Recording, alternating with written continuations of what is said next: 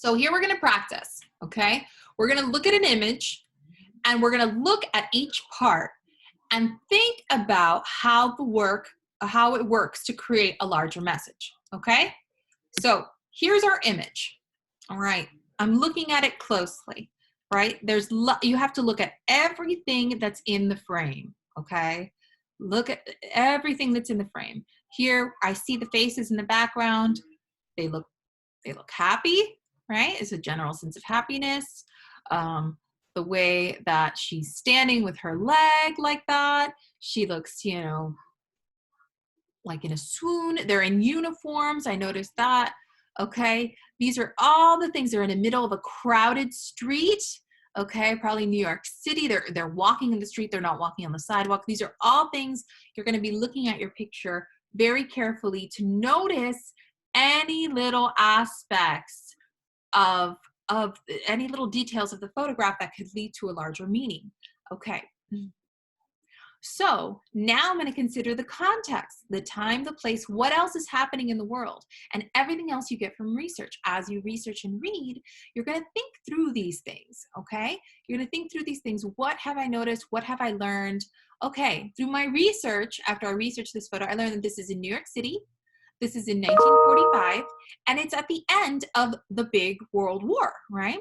Okay, so this is the end. They're celebrating, right? They're all in uniform. She's in a nurse's uniform. He's a sailor. They're happy that the war is over, okay? These are things that I'm getting from my research. So here I have a couple of suggestions on how to start structuring your argument or your thesis, all right? So here's an example. You don't need to use this phrasing, but this is just giving you an example of the kinds of things that need to be included in your thesis, okay?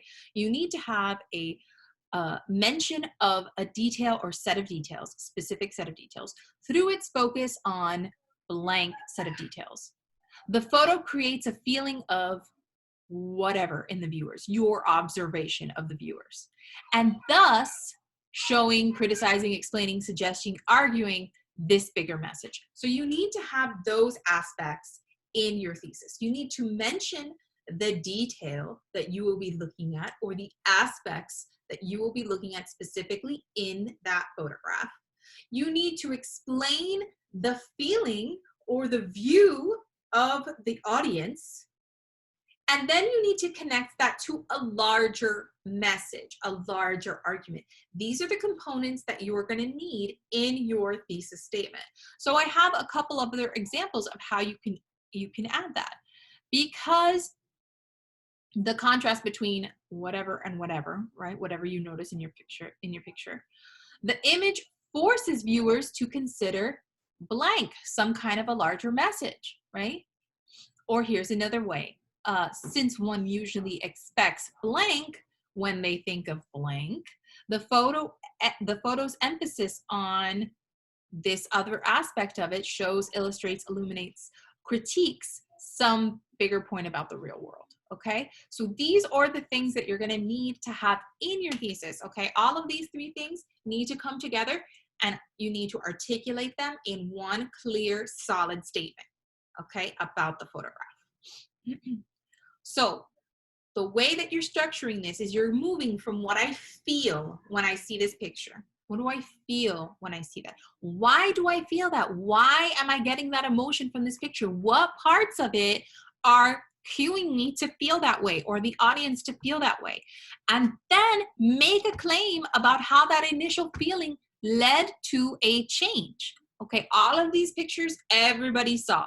Most people saw them. They were widely distributed. They were widely popular. They evoked an emotion that connected to something larger in America, in American culture, okay? So you're gonna be looking at why and how that happened, okay? So let's look here. What I feel when I see this. Feel joy, relief, right? It's happy, it's romantic. The good, happy feelings are coming from looking at this initial image, right? Then you're gonna ask, why do I feel that? Why am I getting that feeling from this picture? It's both because of the passion of the couple here. They're hugging, they're kissing, they're embracing. right?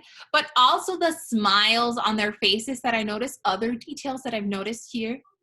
And then the uniforms also suggest a relief, the end of the war, right? Their uniforms are significant. So here are some potential changes that I can support with some research. So you take what you feel and why you feel that, and you put this together and you think about a source that you read, a history book or anything other source, which showed that how the years immediately following World War II, there was a baby boom, right? That's when the baby boomers were born. The baby boom, a growth in the suburbs and a return focus to the family, right? The 1950s were all about the family, right? The nuclear family, the white picket fence, all of that kind of suburban ideal came about in the 50s. That's what I read in one of my sources. So I'm going to put all that together and I'm going to come up with this thesis here, okay? Through the intense passion of the couple and the happiness of the crowd, right? These are specific elements of this photo. This image inspired a sense of togetherness and relief in the viewers, a sense that ultimately helped fuel the inward-looking turn and baby boom of the post-World War II era in America. So I'm specifically looking at a shift in culture in America because of this photograph. Okay, I'm saying that that's what this photograph inspired because of the actual little bits and parts of this photograph, because the passion of the couple, because the happiness of the crowd, because of the relief that the war was over. Okay, those are all the aspects that I'm looking for in a thesis